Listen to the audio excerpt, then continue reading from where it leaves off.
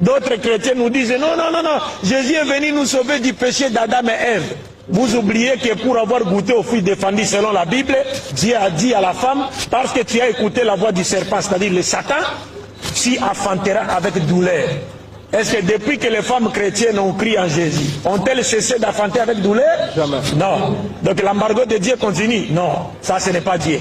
C'est ça lui-même. Dieu a créé Adam, il n'avait ni père ni mère. Adam n'est pas resté dans le liquide amniotique d'une femme comme Jésus. Adam n'est pas sorti d'entre les jambes d'une femme comme Jésus. Adam est sorti adulte portant la barbe. Il n'a pas goûté à la face.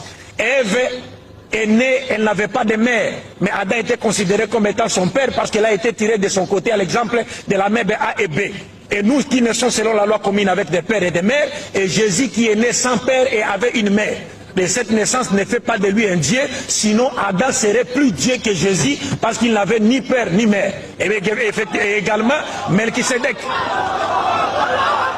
Et également Melchisédek dans Hébreux chapitre 7, il est dit de Melchisédek qu'il n'avait ni père ni mère. Or c'était un sacrificateur du Dieu très haut. Et Jésus-Christ était un disciple de Melchisédek, selon Hébreux. Il est sacrificateur selon l'ordre de Melchisédek. C'est pourquoi il a repris le symbolisme de Melchisédek, du vin et du pain que Melchisédek avait donné à Abraham, le père des croyants, selon la Bible. Donc nous croyons à sa naissance miraculeuse, chose que la plupart des chrétiens refusent aujourd'hui. Parce qu'il y a des chrétiens qui disent non, non, non, non, non, Jésus devait avoir un père. Parce que s'il est né d'une mère simplement, il devait être une fille. Parce que la femme porte des chromosomes XX et que c'est l'homme seul qui porte des chromosomes XY.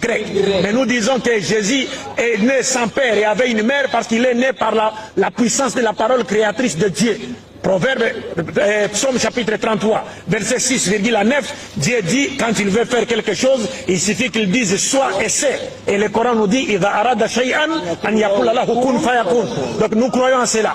Nous croyons que Jésus est un envoyé de Dieu. Il est messager de Dieu, mais uniquement envoyé aux brebis perdues de la maison d'Israël, et non pas à toute l'humanité. Et nous croyons également que Jésus ne mourit pas sur la croix. C'est-à-dire les Juifs ne l'ont pas tué sur la croix. Parce que les chrétiens basent leur doctrine centrale, la doctrine fondamentale du christianisme est basée sur et fondée sur la mort prétendue expiatoire de Jésus-Christ pour le salut, pour notre salut. Nous disons que cette doctrine est d'origine satanique parce que Jésus ne l'a pas enseignée. C'est pourquoi Jésus a maudit tout celui qui a voulu l'amener à la mort, en disant à Pilate, malheur à l'homme qui m'a livré entre tes mains.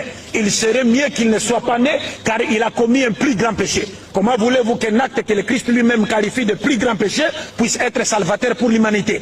Et dans Luc chapitre 22, 1 à 6, on nous dit Satan entra dans Judas. Il poussa Judas pour qu'il puisse trahir Jésus afin qu'il soit mis à mort.